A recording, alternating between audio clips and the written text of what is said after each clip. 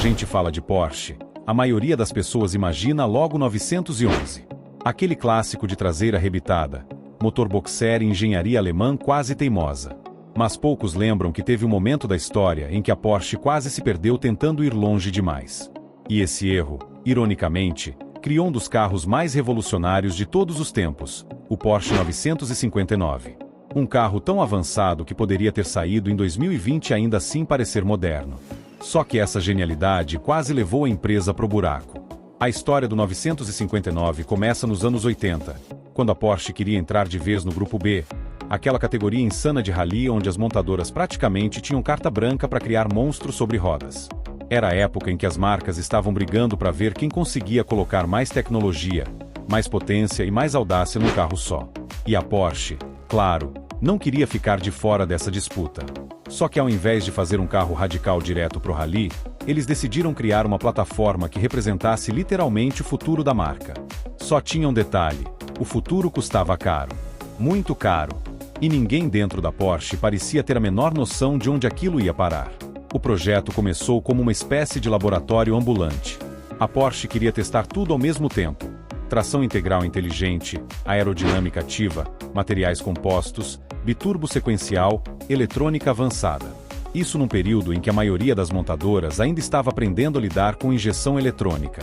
Era como se a Porsche tivesse decidido pular 20 anos de evolução de uma só vez. O resultado? Um carro tão complexo que ninguém sabia ao certo como produzir. E cada solução inovadora criava mais dois problemas. O sistema de tração, por exemplo, era tão sofisticado que parecia computador de nave espacial. Ele distribuía força entre os eixos em tempo real, numa época em que isso simplesmente não existia no mundo dos carros de rua. Era tecnologia de corrida aplicada no dia a dia, e isso trouxe um nível de dificuldade que estourou o orçamento antes mesmo do primeiro protótipo ficar pronto. A aerodinâmica também foi tema de discussões gigantescas. O 959 tinha um design que, à primeira vista, lembra o 911 que fez intercâmbio no futuro. Tudo nele tinha função, desde os dutos integrados até o formato da traseira. Na teoria, isso faria o carro grudar no chão. Na prática, o desenvolvimento desses detalhes atrasou o projeto e fez o custo subir ainda mais. E aí chegamos no motor. Um boxer 6 cilindros com biturbo sequencial. A ideia era eliminar o lag e entregar potência de forma contínua, algo extremamente sofisticado até para os padrões atuais. E, como se não bastasse, ele entregava mais de 450 cavalos em 1986. Quase surreal para a época. Só que criar esse motor custou uma fortuna. Testes, ajustes, peças especiais. Cada elemento era um mini projeto dentro do projeto. E como se tudo isso já não estivesse complicado o suficiente, a Porsche decidiu usar materiais que ninguém tinha experiência em trabalhar na produção em massa. Kevlar, fibra de vidro, alumínio especial. Tudo isso deixava o carro leve e resistente, mas extremamente caro e lento de fabricar.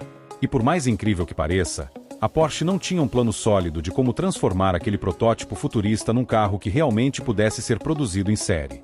A conta final foi tão absurda que, para cada Porsche 959 vendido, a marca perdia dinheiro. E não era pouco. Estima-se que cada unidade dava prejuízo pesadíssimo, a ponto de muitos dentro da própria empresa sugerirem que o projeto fosse cancelado antes que afundasse a Porsche de vez. Mas o orgulho alemão falou mais alto. Cancelar o 959 seria admitir que tinham ido longe demais. E aí aconteceu algo inesperado. Apesar de tudo, o 959 se transformou num ícone. Ele era rápido, estável, tecnológico e completamente fora do padrão. Ele provou que a Porsche conseguia fazer muito mais do que apenas evoluir o 911.